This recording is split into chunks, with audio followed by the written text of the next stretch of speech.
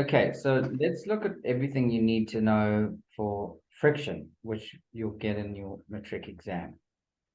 Mm. So, first of all, friction is dependent on the surface, okay, the amount of friction.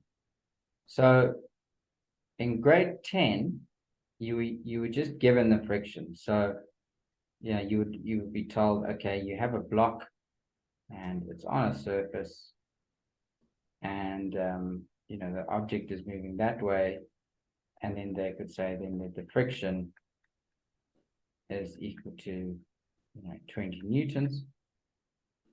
And so this friction would then be acting against the movement because it's trying to slow you down. So if you pushing a box along the floor, the reason that you have to exert a force there is to get it moving, is to overcome the friction. Yeah. So there's two types of friction. So now what we're going to do is so normally they would just give you the friction, but of course that was quite simple. You could just take it off, but then they start to talk about the coefficient of friction. Mm. So you can imagine that if I have something smooth, there's going to be less friction. Yeah. So whereas if it's something that's like this, and you have the object that's in contact with the surface. Mm. So the pink represents the object, and this is like that. So the smooth one is going to have less friction, because you look and say this is both a meter long. Well, this might be a meter in length, but look how much of the surface is in contact. It's actually more than a meter long's worth of surface is in contact with each other or the object. So we know that the coefficient of friction is UK, and that tells you that what the friction would be. So let's look at the friction equation quickly. Okay. So friction is equal to U times N, the normal force, Fn.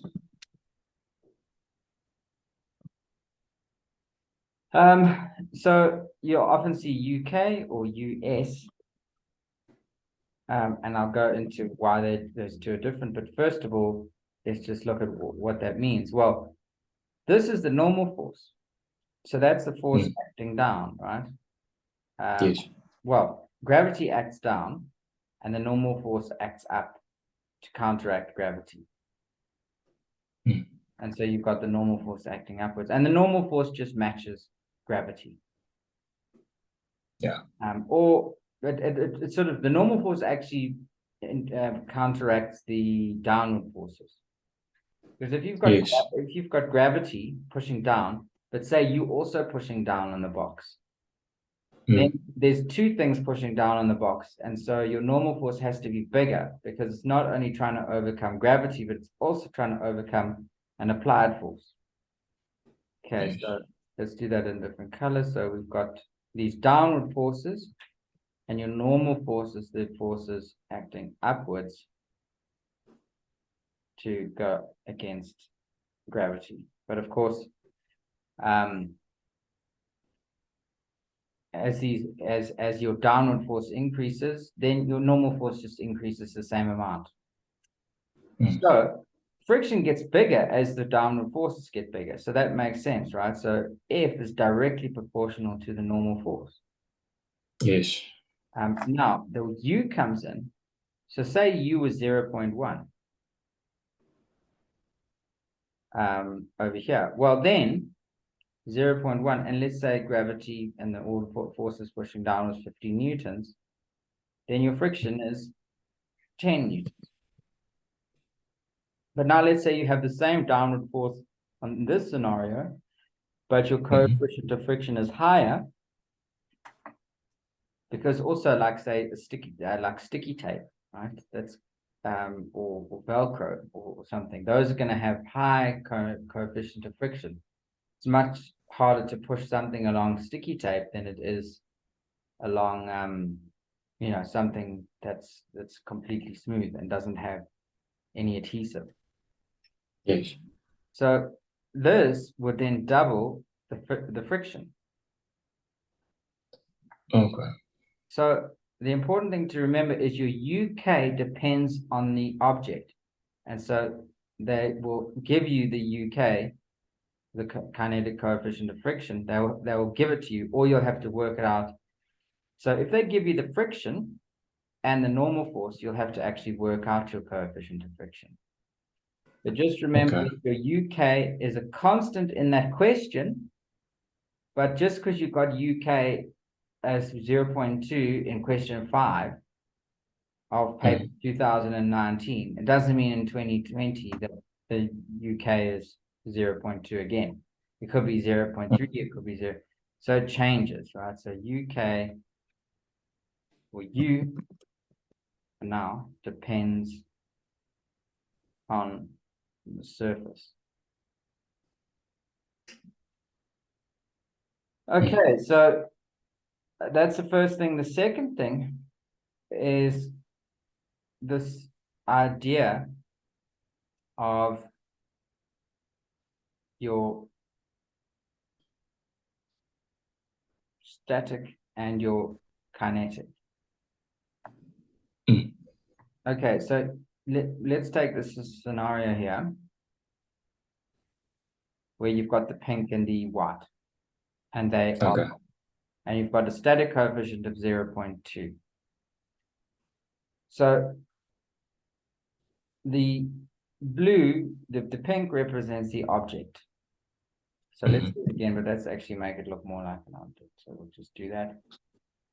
So, because remember that, like say a cardboard box, if you look at a microscopic level, that box is bending to shape the surface, and even the surface is changing as well. Yeah. Right hand.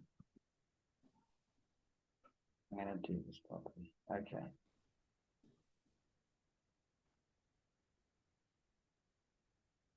Okay, so now we've drawn our box. And now someone starts to push on the box. Okay, now in order to push the box, so let's say the box is 20 kilograms. And our static coefficient is 0.2. Then 0.2 times 20 times gravity, because it'll be the normal force, will be the friction. Right, so your frictional force is equal to U 0.2 times 20 times 9.8. Okay, so what do we get there? I type in the 98. Times 20 times 9.8. 39.2. Okay. Cool. So so that would be the friction that you need to overcome. Now, if the static coefficient of friction, now if you are pushing on 10, the friction is only going to be 10. Because for the static coefficient of friction, it's just going to stop you from pushing this block. So it's almost like when you push the wall, the wall just matches. So when it's stationary, your friction is only ever equal to the amount of force that you're pushing. So that's a thing to remember. So as you push this box, your friction goes up and up and up and up until your force reaches 39.2. Does that make sense? Yeah, it does make sense. Now, once it gets to 39.2, your force of your applied force trying to push this block is equal to your static friction. And so all of that force is, it's like when you're pushing a car. You first of all push and doesn't move, and then you push hard and hard, and then eventually the car starts to move. It's the same with this block. But now what happens is that when it starts to move, so now I'm pushing and I overcome the static and it starts to move. And now it's not going to be like that. It's sort of, now that it's in movement, it's kind of running along the surface. So do you notice that once you get, so the hardest part of moving an object is getting it started, right? Once it starts to move, it's a bit easier. And that's because we see that less of the object is in contact with the surface. And so that's why now in matric, they won't like convert from, in one question, from static to kinetic. But basically, what they're telling you is if you have static friction, it's just going to match your applied force. But once it's kinetic friction, it's going to be constant. So once it's moving, your friction is constant. Okay. And so they may give you that the static coefficient of friction is 0.1 because it's less. And so then you would put a 0.1 here, and then this would be 19.6, right? Yeah. And so this would be the green, would be the 19.6. Okay, and that remains constant. Okay, so we work out our frictional value by taking our normal force and multiplying it by our static coefficient of friction. Okay, so that's as well as the acceleration. Yeah, well, no, the acceleration doesn't matter because this is just your force. Now you've already got acceleration in there. Acceleration is over here. Yeah. It's a weird one, but it's just based on your, you see, you've already got a normal force. Yes. So your force is force equal to mass times acceleration. Well, you've got your mass times acceleration here in your normal force. But the coefficient of friction says, well, it's not going to be exactly that. It's going to be a fraction of that force. Because if you're pushing an object, it's much easier than picking an object up. Oh, I see it now. Yeah. So it's your static coefficient of friction gives you the fraction of the force that actually goes into then becoming friction, opposing the motion. So your kinetic friction just opposes the motion. So you need to know which is the bigger force. So if two people are pushing, so say you pushing the box from one side and I'm pushing the box from the other, and I start to push harder than you push, and the object starts moving in your direction. Yes. Friction is helping you actually.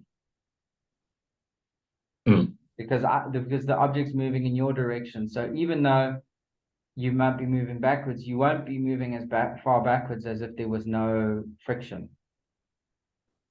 Yes. Yeah. So because it's opposing the motion. So that's why, like, if two people are pushing a car, even if one person's stronger, the other person's being helped by gravity. Yeah. So he can keep it in place. You know, or another even a bigger example could be like if just, you know, like trying to push when someone, you know, when you watch these movies and they're trying to stop someone getting in the house, and so they put something in front of the door, and then they also push that. So like we've got a piano. So if I put the piano in front of the door and then push on the piano, it's going to be very difficult for someone to open the door. Yeah. Because I've got the piano helping me, and even though we're both pushing the same thing, piano is helping me because even if he's stronger, he has to push the piano and me. Yes. Okay. So we get friction. So if we go back to this question, we've only got a minute left. This question could be the friction of 0.2, right, over here.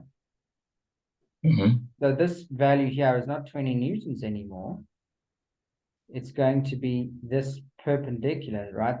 Remember the force acting down into the slope? Yeah.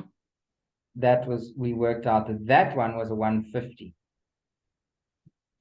And so this 20 is actually now going to be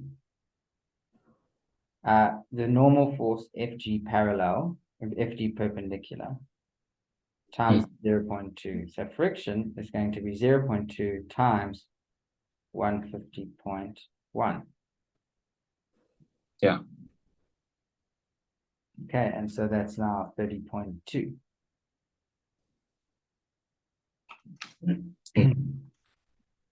I think, well, 30.22.